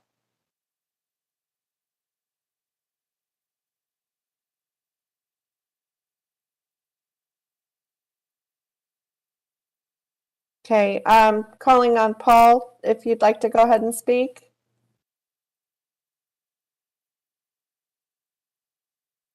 Okay, all right, I'm not hearing anything, so we're going to go ahead and move to some of the questions that are in the chat queue. One moment, please. Michelle, while you're reviewing those, I just go back to the right-of-way points that were made. The roll plots that are online do have the parcel data on them. If you zoom in closely to them, they're referred to as study area maps. But again, those are the parcel data, and I think we can probably confirm, sometimes they're not completely accurate. So I would just caution folks when they're reviewing those that parcel data, it's available on the study webpage. You can take a look at that. And we're going to go ahead and provide that link in the chat. So we're looking for it right now. All right, thank you, Nick. Okay, next question is from Janet Gallant. Where can the public review the agreement between Maryland and Virginia to collaborate on this study? How does this new two-state collaborative effort relate to the Capital Beltway Accord?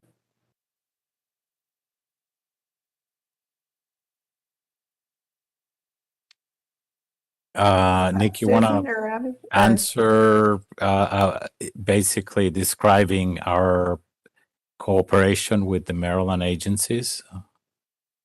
I can. I guess, Susan, I saw you.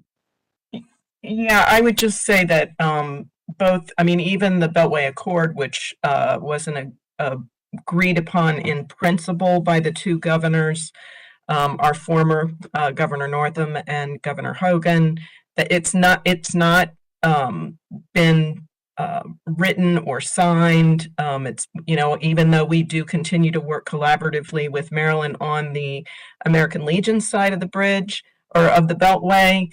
And then in this corridor, we have been working closely with Maryland, but we don't have any kind of formal agreement with them other than to, collaborate with them.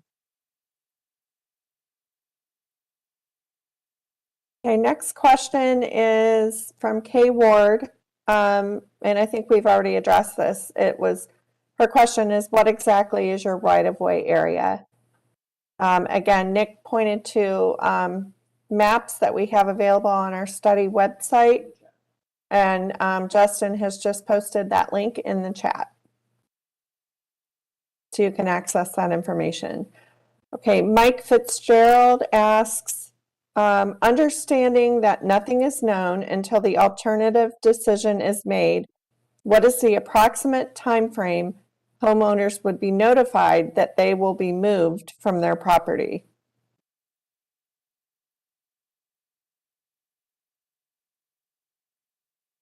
So, as Nick mentioned, we are looking at the length of the study being somewhere between 18 and 24 months. And so following that process, there will be additional time to be able to get to the point where we have that kind of information to be shared. But we are going through the environmental process first, and then those kind of decisions will be a following step. Okay, Ethan Kiowa asks, will the eastbound express lanes traffic have access to the MGM and the National Harbor?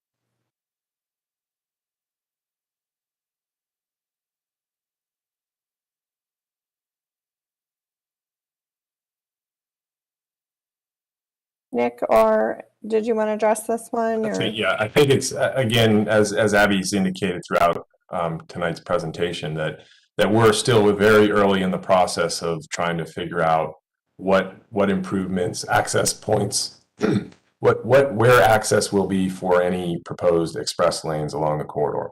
And we will not know any of that information until we get into the development of the transportation improvements, which we're still several months away from. Okay, thank you. Janice Kupiak has a question or a comment. She states, I would very much like to see the comment period extended. We are being given so little time and a holiday week falls in the mix. Thank you. And I think Abby indicated earlier that we're going to discuss that request and look and see what we can do to extend. If we're able to do that, we will post messaging on our website. Okay, Mike Fitzgerald asks, understanding that nothing is known. Oh, that's a repeat. We've already gone through that question. Okay, Mark S. makes a comment. Any build alternative should include a highway BRT station next to the Huntington Metro Station. Mark then comments again. He strongly recommends a pilot program to add auxiliary lanes between US Route 1 and Maryland 210 on the Woodrow Wilson Bridge in the 495 through lanes. This will solve 75% of the congestion issues. Seems like the original project designed congestion choke points into the project. Okay, you'll see there that we've posted the link to our webpage. Okay, from M, 2 questions. Would VDOT control tolling, or would another bad contract with Transurban be signed? Second question, would the project include pedestrian and bicycling infrastructure improvements? I think on that second question, we've addressed that as well. Abby stated that we would be looking at or considering pedestrian and bicycling improvements as part of the study. Let's see. Susan, did you want to speak to question number 1, or Abby? Yeah, I would just say it's, premature at this point as to exactly how we would deliver the project, whether it would be, public or private. We have those options as we move forward, and that's something that still is ahead of us.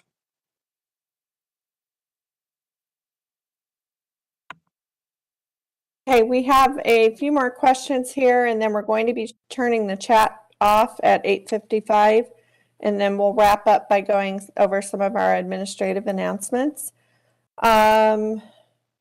Okay, Howard Hernstead posts a comment. Let's see.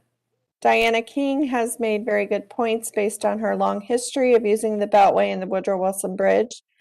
The history of highway development is simply that of more highways plus more lanes has meant more cars, more pollution, more global warming. Mr. Lerner is convinced that express lanes will solve the problem, but the history is that more highways always mean more traffic and more congestion. What we need in the DMV is massive investment in public mass transit. It is past time to move away from the private automobile as the primary mode of transit. Global warming and air pollution abatement require a massive investment in public transport powered by renewable energy as much as possible. Solar, wind, even tidal or river flow. That is the simple and frightening truth. This highway development ignores and even denies the fact that we are in a climate emergency. The best recent science, as in the latest United Nations climate report, requires us all to think anew and think better. Thank you for that comment. Okay, Supervisor Stork commented, he states, I agree with Catherine Ward's point about the identification of the right-of-way. Thank you. Hillary commented, definitely wants to see the right-of-way map. Okay, Eva comments, congestions are often associated with accidents. Is there a mathematical model reflecting that type of data? Accident causes, impact on the congestions, etc., to understand those impacts in real time. What would happen, for example, if we could prevent 20% of accidents? Abby, do you want to speak to that? Yes, I'm getting some echo. So the studies that we're going to be conducted are going to be looking at traffic operations and safety. And when we model safety conditions, we take into consideration the level of traffic in the facility, the type of geometry that you have in the facility, and we can forecast the impacts associated with a transportation improvement on the safety of the facility. We will have some information, and that will be part of the reports that we will be preparing that indicate how many additional traffic accidents there will be, or how many traffic accidents we're going to be avoiding by the construction of the transportation improvements. So that is a piece of the work that we do. I'm specifically asking about pretty much dynamic models that you can build these days. This is not rocket science. I mean, models like that exist left and right, and I don't believe that this is being considered. Because even if you build your through lanes, express lanes, again, that's something that can be modeled. And I don't believe that you are really kind of leveraging the technology that's available to you. Okay, we'll look into that, and thank you for your input. Sure. Okay, thank you. Okay, related to Nick's comment, there are 3 maps, map 1, 2, and 3, available on the webpage that is linked here, publicinput.com. Nick, can you just confirm, do those show the right-of-way markings? Yes. And I just caveat that it's based on its locality data. It's a mix of data. So just when you're reviewing it, it's parcel data, and we'll make sure we'll review it some more. But that's the latest and greatest parcel data that we have that shows the right of way. So okay. So if you have questions on how to interpret that, you can reach us through our various channels. And Michelle, I just want to clarify with respect to right-of-way that based on what we know about the corridor at this time, we do not anticipate any residential relocations with the implementation of the options in this corridor. It's highly unlikely that would be the case. Based on what we know now, we think that it's highly unlikely that residential relocations will be necessary for the implementation of the transportation improvements. Okay, thank you. Crandall asks, if we do not have an accurate map of the right-of-way, how can we properly send comments about this by June 6th? I think we've addressed both of those concerns with regard to accessing the right-of-way data that we have available at this time, and then also that we are taking a look at whether or not we can extend that comment period. So thank you for that comment. Crandall asks, if there are no visuals for the various options, and we assumed they would be shown tonight, how can residents be expected to know what they are commenting on? Visuals need to be provided as soon as possible.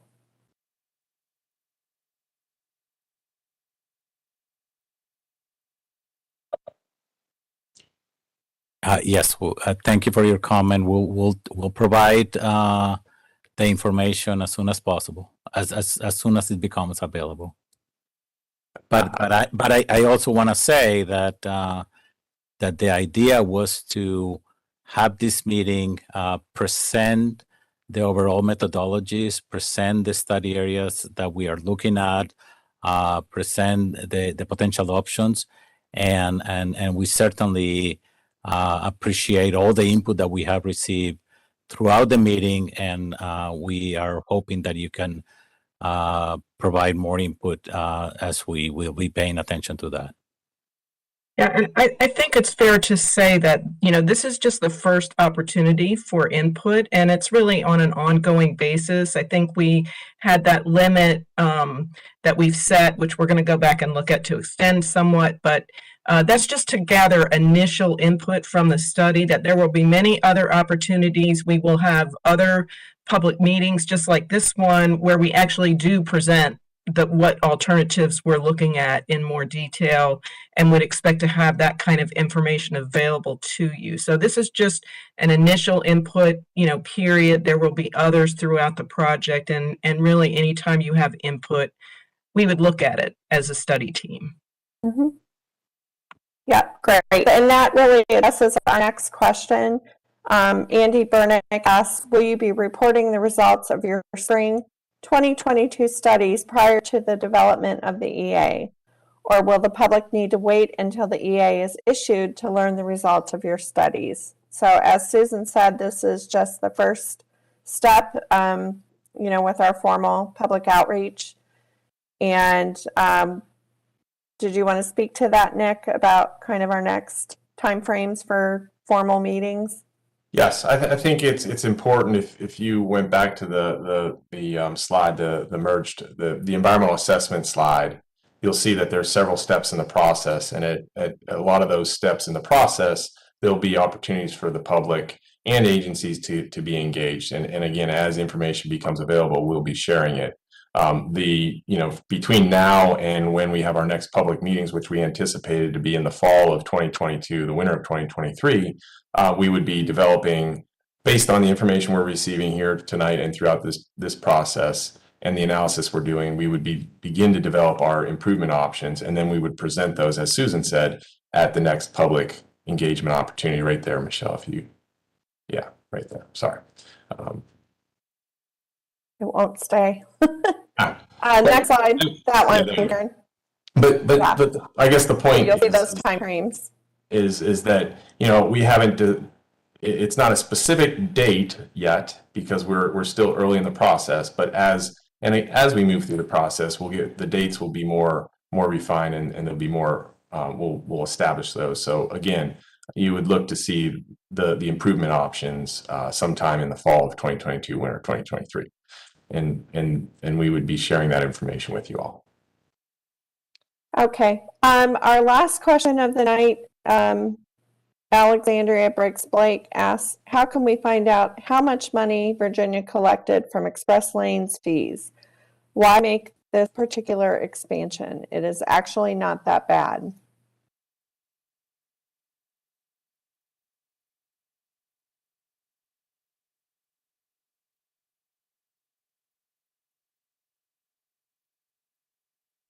Abby, Nick? I guess the express lanes are the express lanes on 495, 95, and 395 are being operated by a private operator, by Transurban. So that information, they are the ones who are collecting the tolls from the usage of their facility, and I guess how much money Virginia collected.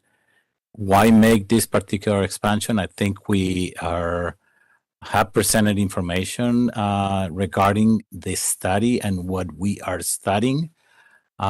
So we are evaluating the potential extension of the express lanes along the Beltway. At this point, we're not recommending, and we're not presenting to you any information with any level with specific alternatives and configurations. So we will have more information as we continue to evolve the process, and we'll be able to give you some specific information that does the comparison. If you do nothing, then this is what happens, and if you implement this alternative or that alternative, this is what happens, and then at that point we'll be more prepared to discuss the reasons for implementation of the transportation improvements in this corridor. Thank you, Abby. Okay, this concludes our question and answer portion of our meeting. We're just going to recap very quickly some of our final notes for the evening, and then our meeting will be concluded. As we stated earlier, we do have 3 in-person meetings coming up tomorrow evening at Oxon Hill High School in Oxon Hill, Maryland, Monday, May 23rd at John R. Lewis High School in Springfield, Virginia, and Wednesday, May 25th at Nanny J. Lee Memorial Rec Center in Alexandria, Virginia. All 3 meetings will run from 6:30 to 8:30 with a presentation starting at 7 p.m. We will have the boards that you reviewed at the start of our meeting tonight. We'll have them exhibited, and we will have staff there to speak with you and answer questions. Okay, next slide. Let us know your thoughts. Again, the ways that you can provide us your comments or input on what we've introduced to you tonight is to complete a survey available at our website or at one of the in-person meetings. We'll have a court reporter at our in-person meetings where you can provide your comments or input, or you can ask. We'll be answering questions just like we're doing tonight following our presentation at these meetings. You can send us an email at any time. We monitor this email box every day, 495 Southside Express Lanes at vdot.virginia.gov. So if you're having problems reading the maps that we shared the link with, or you need specific answers to questions, send us an email and we will follow up with you individually. You can also call us at 703-691-6715. That number is monitored, and your question will be directed to the appropriate person on the project team for follow-up. You can also submit your comments by mail to Nick Neese, the VDOT Study Project Manager at 9030 Stony Point Parkway, Suite 220, Richmond, Virginia, 23235. We will post an update as to the completion of this particular comment session or comment deadline. We will post an update on our website for that. And one last note on the next slide.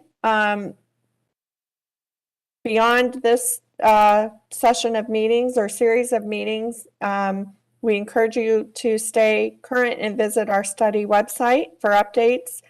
There's an option to sign up to receive our updates. We'll be putting out regular updates and newsletters.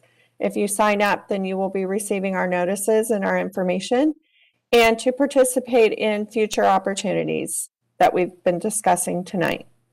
So we thank you very much for your participation. If you'd like to watch the recording of tonight's meeting, please do go to our website. We will have it posted tomorrow. Thank you and have a great evening. Good night.